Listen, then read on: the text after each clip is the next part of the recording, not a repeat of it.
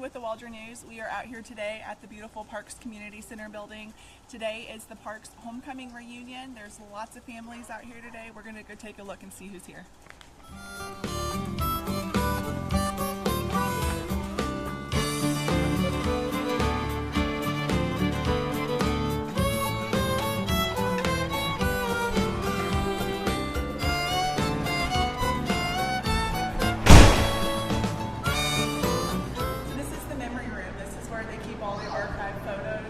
From the past, teachers, the families, the students.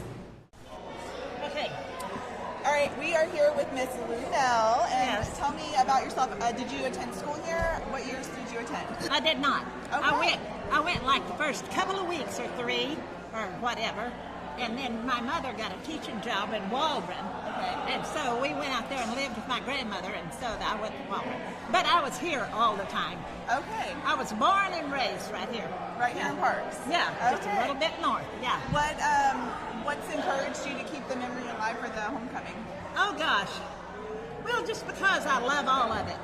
I love all the people, I love all the memories, it was a great place to be born and to live.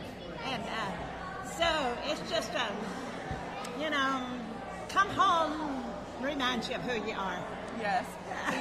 Monroe Kirkendall was called to come and be the head carpenter. Okay.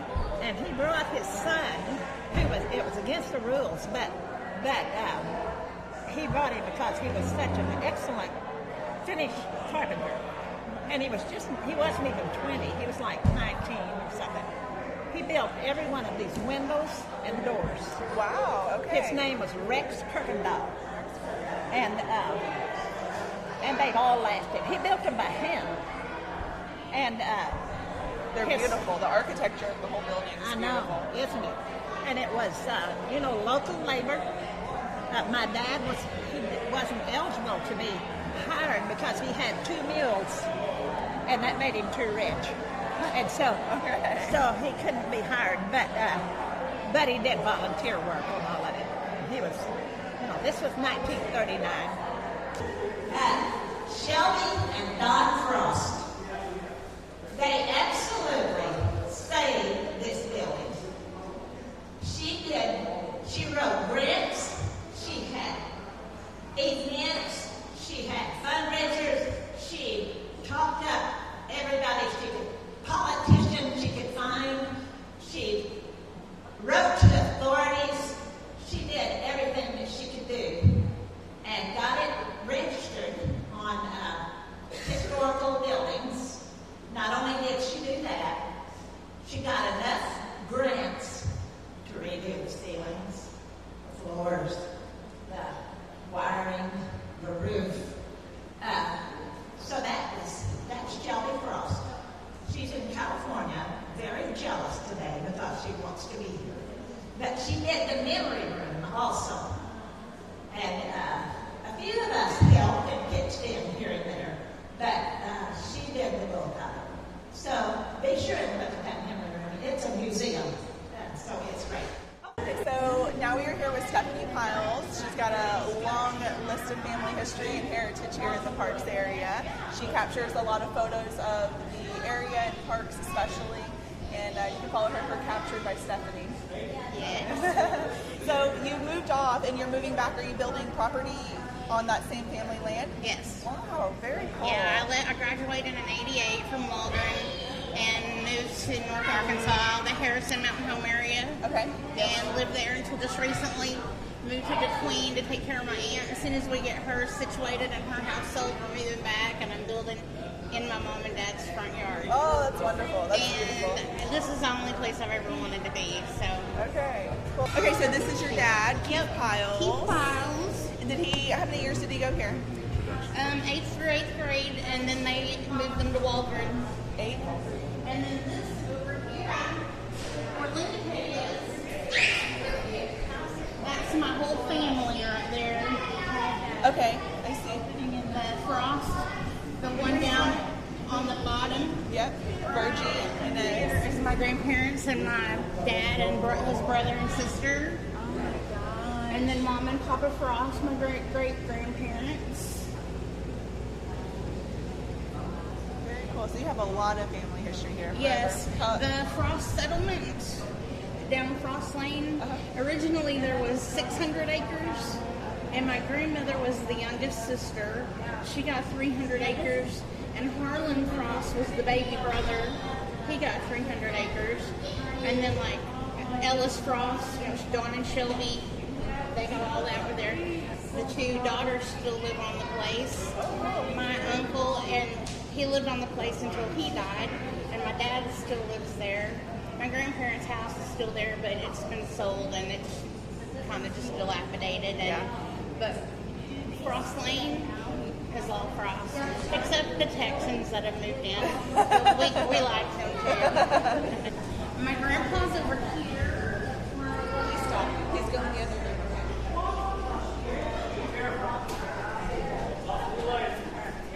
This is my grandpa Kyle's. He served in the war. And this is my grandmother's little brother, Harlan Frost. He lived on the Frost settlement too. And there's pictures of the old bridge to get to the house. And I had a horse that would not go across that unless we backed her across it. Oh my goodness, okay. We spent all of our time on the river. This was just a magical place to grow up. Everybody knew everybody, and of course, our parents knew what we had done before we even got home. Yes. In the smallest post office in Arkansas, Yes. I can remember it had 50 post office boxes. Wow. No That's bathroom, it. Okay. no nothing. Do you have any old memories that you've heard that really stand out? My grandma told me she had, I think there were 13 kids that Mom and Papa Frost had, and they walked from the end of Frost Lane across the river to school every day. And at that time, the lane, after you crossed the river, was grown up and very shaded. And the older boys, there were only two girls, the older boys would go on ahead and terrify the younger ones as they walked on home. goodness. Apparently they did this in snow, sleet, rain. But my grandmother, Inez, was one of the meanest people. She was my best friend, the greatest woman on the face of the earth. But she was ornery. My grandpa was a bus driver. She pulled up a dead snake at the top of the steps because my cousins and I would jump off the bus and run up the stairs into the house, terrify us.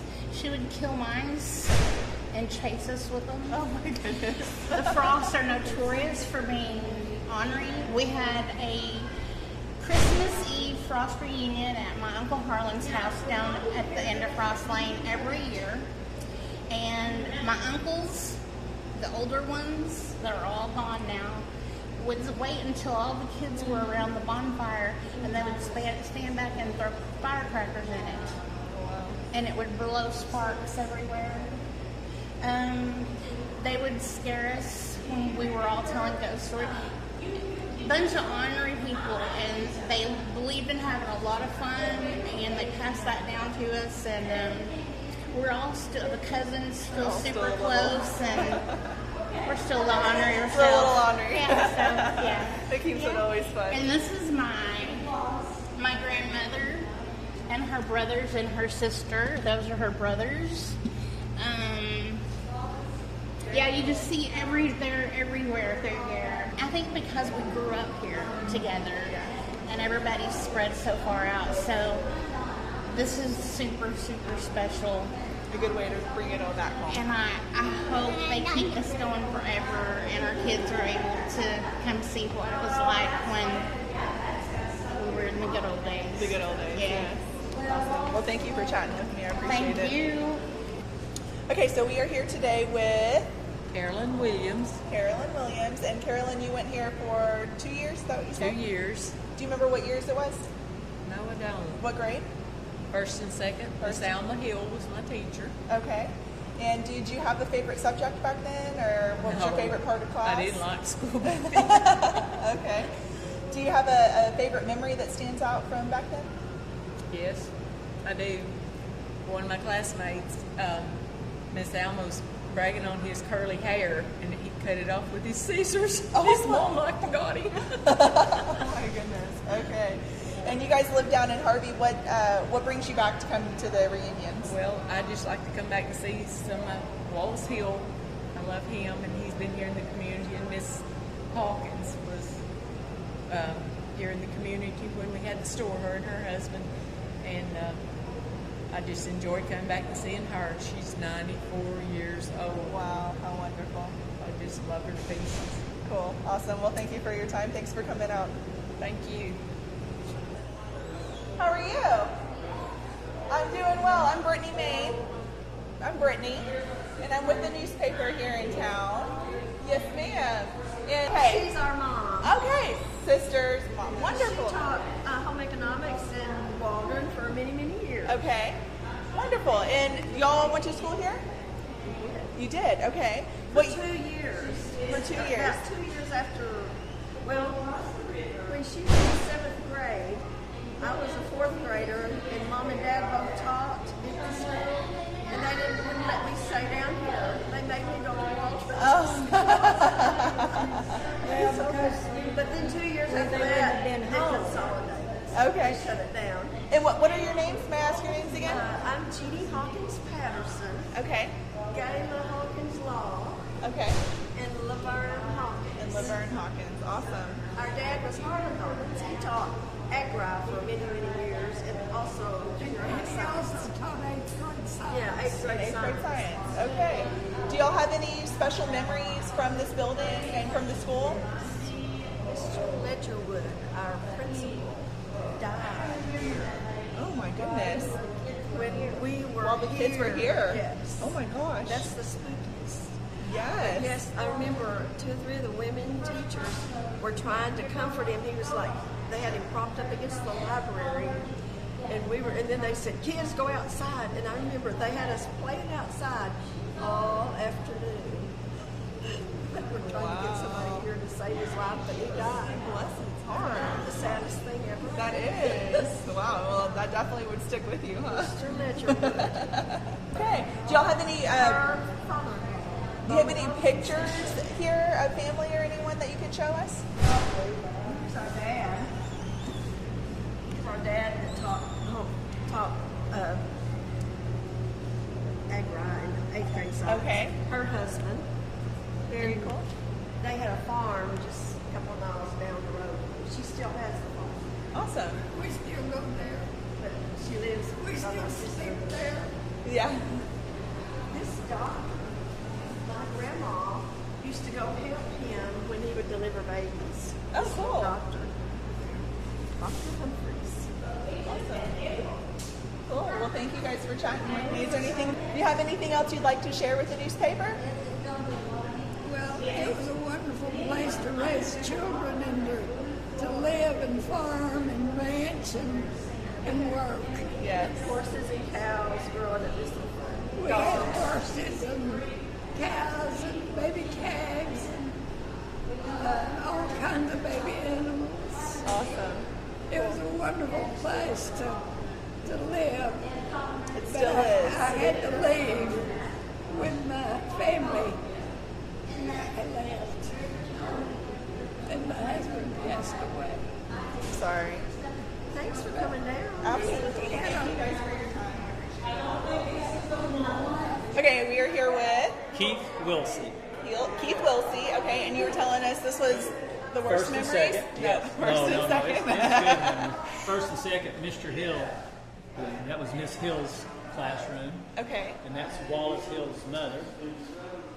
And her husband would come here every once in a while as from Waldron, because he was kind of the principal, but he came here once or twice a week that I can remember. Okay. And then Miss McCraw, the lady that was speaking in there, her mother was in here for second and third.